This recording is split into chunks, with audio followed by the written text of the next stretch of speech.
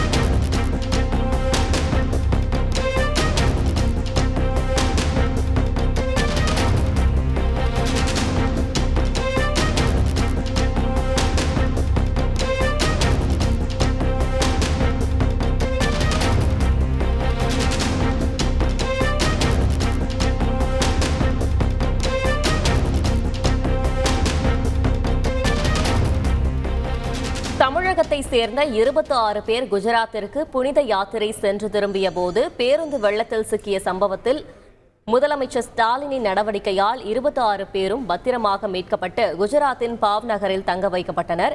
மீட்கப்பட்ட 26 பேரும் ரயில் மூலம் வரும் 1ஆம் தேதி காலை சென்னை வர இருக்கின்றனர் என்று அயலக தமிழர் நலன் ஆணையரகம் தெரிவித்திருக்கின்றது.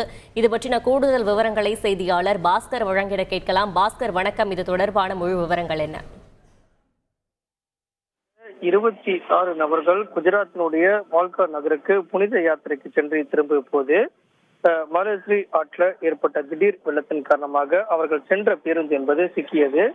இந்த செய்தி அறிந்தவுடன் தமிழக முதலமைச்சர் உடனடியாக அந்த 26 தமிழர்களையும் மீட்க உடனடியாக அதிகாரிகளுக்கு உத்தரவிட்டார். அதன் அடிப்படையில் அயலக தமிழர் நலத்துறை அதிகாரிகள் குஜராத் மாநில நிர்வாகத்துடன் ஒருங்கிணைந்து உடனடியாக செயல்பாட்டில் ஈடுபட்டனர். பாதிக்கப்பட்ட தமிழர்கள் மீட்கப்பட்டனர்.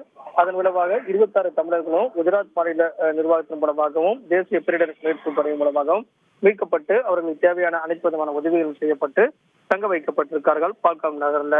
அங்கிருந்து மீட்கப்பட்ட 26 தமிழர்களும் ரயில் மூலம் சென்னை சென்ட்ரல் ரயில் நிலையத்துக்கு அழைத்து வருவதற்குண்டான உத்தரவுகள் பிறப்பிக்கப்பட்டிருக்கிறது. இதன் காரணமாக அவர்கள் அனைவருமே வருகிற 1ஆம் தேதி காலை சென்னையை வந்தடைவார்கள். வந்தடையக்கூடிய அந்த 26 தமிழர்களையும் அவருடைய சொந்த ஊர்களுக்கு அனுப்பி வைப்பதற்கு வாகனங்கள் ஏற்பாடு செய்யப்பட்டு உள்ளதாக அயலக தமிழர் நலத்துறையினுடைய ஆணையர் இதற்கான தகவலை தற்போது தெரிவித்துள்ளார். விவரங்களுக்கு நன்றி பாஸ்கர். உங்கள் தந்தி தொலைக்காட்சியில் பிரம்மாண்டமான காட்சி அமைப்புகளுடன் சாணக்கிய தந்திரம் தினமும் இரவு 8 மணிக்கு.